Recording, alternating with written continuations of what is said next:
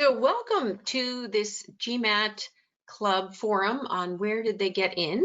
And my name's Donna Bauman, and I'll be happy to walk you through this case study today. And it's nice to be live with you, or at least speaking to you on the GMAT Club, since so much of the time I'm actually just commenting. But again, a little bit about me, and I'll share that. So I have been, I think this is I'm starting my 5th year with Stratus Admissions, and have really enjoyed working on this side where I'm coaching people directly, as opposed to, it's different, but I also enjoyed the years I spent as on the admissions team. One of the things I think is so challenging is that most of you have about uh, 25 to 30 years of experience in your life. And when you come to present yourself to an admissions committee, you have probably 30 to maybe 40 minutes to make the most. So what I enjoy is helping people figure out how to, what stories to tell and how to make the most of their experiences, so that the stories that they do tell and the things that they share with admissions are the things that are going to be most impactful in their admissions decision. So, and I'll just share a little bit about Stratus. Obviously, most of you on this forum know a little bit about admissions consultants, but what I like to think of it is we're really here to make your life easier. So help you stay on track like a trainer, a personal trainer might be with your athletic goals. We're helping you work smart, work on the right things, really drill down to make sure you understand what your MBA goals are, and pick the right programs that are the best fit for you. The thing I want to highlight about Stratus really is 2 things. One is that we're very collaborative. And so when you work with someone at Stratus, you work with not just your counselor, but also our colleagues. We bring them in at the right time, but all of our colleagues at Stratus have an MBA from a top program. So that is something to keep in mind. And the other thing is the 4-school guarantee, which no one else does. If you work with us for 4 schools in round 1, and then you are not successful, meaning that you got either waitlisted or denied in that first round, we will work with you for free on 2 more schools in round 2. So that's a little bit of background about Stratus and us. Let's go jumping in to the applicant and sort of recap each of the areas, and tell you a little bit about that. So in terms of academic and quant readiness, so this candidate had a BS from a large state university. GPA was really below average for the schools that he was targeting, but not so low that it was going to be a real problem in the admissions process. So about a 3.0 to 3.3 range. The GMAT was also a little bit lower than the average of some of the schools he was looking at, a 710. But again, neither of these, while they're slightly under the bar, neither one was so far under the bar that it was going to really knock him out of consideration for any of the programs that he was looking at. So in terms of work experience, this was where he had a real positive. This was a big shining star in his application. He had completed a financial analyst program with a boutique investment bank, worked there for 2 years. Then he spent 2 years at a private equity firm in middle market role. He had a promotion there, so that was a real plus. And he had been planning to return to this firm post MBA. So again, that's something that's very appealing to MBA programs, in the sense that it's very low risk if you know that the person's going to return to there, and was supported by his firm in returning. So again, no risk on the employment side. So that was definitely something that was positive in his application. In terms of leadership and community, this was a case where he had identified a little bit ahead of time. I actually started working with him a year prior to him applying, to identify some of the things that could be potential weaknesses, and then help him build a plan to turn them into strengths. So he had worked in a bank, and when people work in very demanding jobs like investment banking or consulting, people don't always have time to do all these extra, coach the little league team on the weekends or at nights.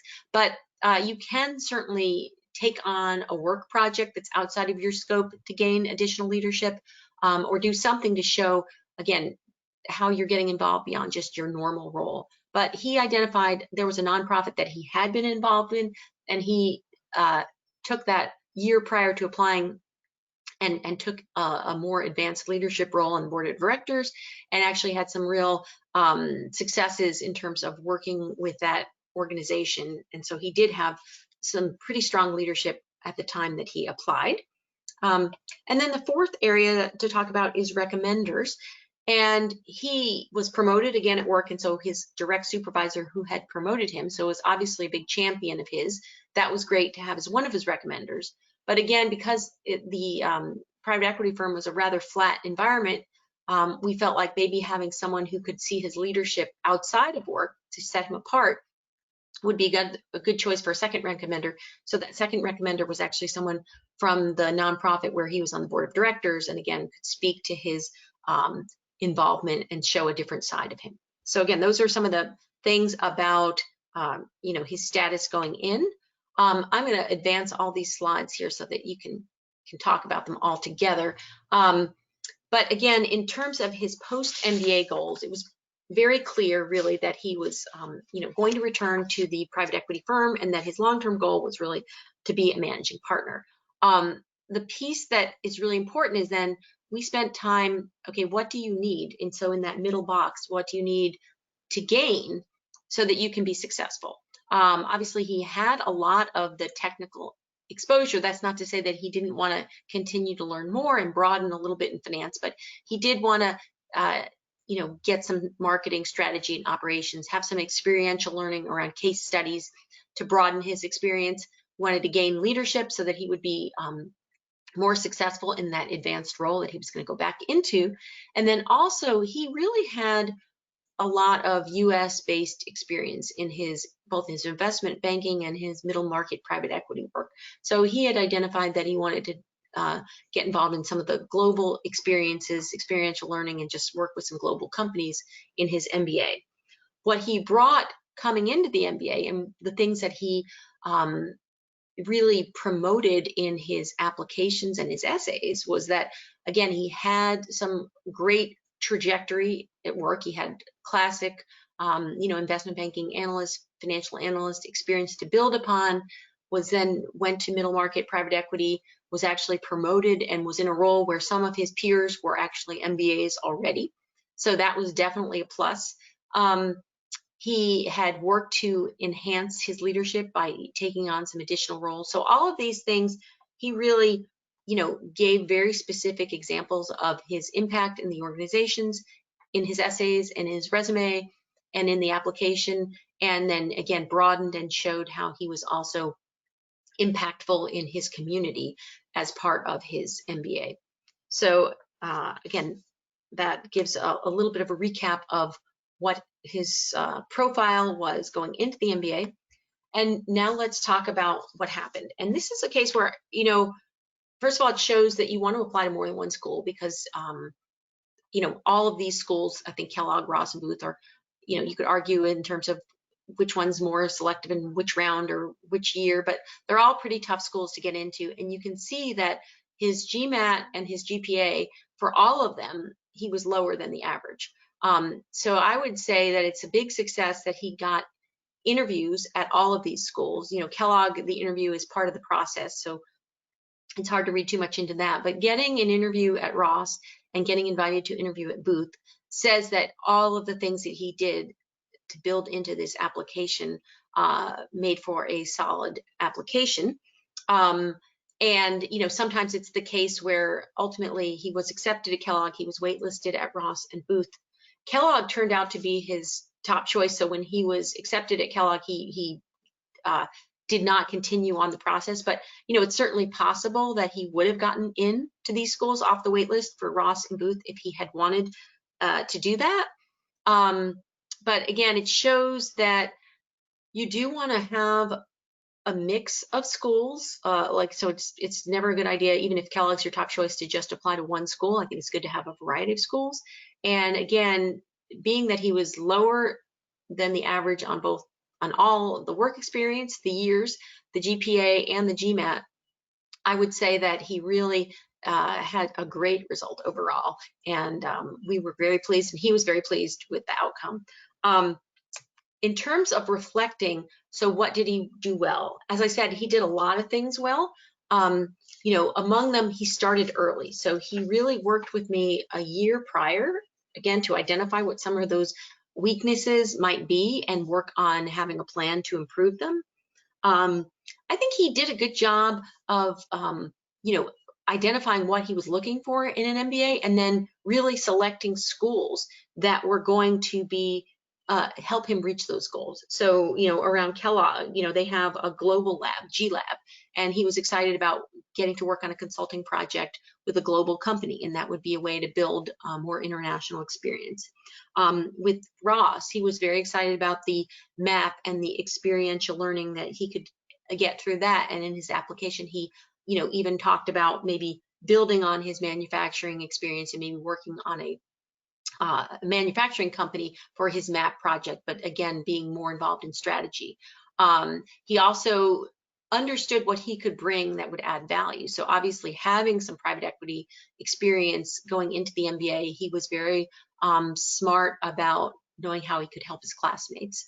I remember with his Booth application, he also identified ways to grow even in finance. So he was excited about maybe participating in that Hyde Park Angels program, which he would have gotten an opportunity to see see the VC side of things. So again, very smart about knowing what he wanted and how those schools could help him. And he also did a really good job of choosing and keeping in touch with his recommenders. So all of those things, I think he did well. In terms of what could be improved, obviously, if he had had a higher GMAT score or a higher GPA, that might have been helpful. But again, he had what he had, and he put the best foot forward for the stats he had. We talked a little bit about, because some of his grades in his transcript, he had maybe not terrible grades, but maybe a couple more C's than maybe you would like. But given that he was already working in a quantitative field and excelling in banking and private equity, we didn't really feel like he needed to take a financial accounting class and get an A, that was not necessarily a good use of his time. So really the only other thing I could think of, and it's just that if he had wanted to apply to a few more programs like a Columbia J term where he really didn't have to have an internship, and he might have been a compelling candidate at a program like that. But again, he did his research and he chose the schools that he wanted to apply to. And I think overall he was very successful. And hopefully there's some lessons learned here for all of you as you're starting to go through this process. Most importantly, I think really understanding what you need from that MBA, what do you need as those key development areas, and then selecting schools that can help you, and really understanding and showing the school that you understand why this is a good fit and how they can help you. In terms of if you want to have any follow-up about your particular situation, Stratus is always available for free consultation. So you can reach out to us on that stratusadmissions.com website for a free consult for 30 minutes. And then I also want to just call your attention to a couple of webinars that Stratus is doing. You can sign up for those from our website as well. June 16th, how to create the best MBA program, and July 6th, how to write your way into a top MBA program. So it was a pleasure sharing this case study with you. I hope that, again, as all of you are working on your applications, I hope that it helps you to think about how you can, pick the best experiences and really present yourself in the best light. So best of luck to all of you as you complete your applications. And if you would like to get in touch, we're just a click away. Just reach out. So, all right, bye-bye, everybody.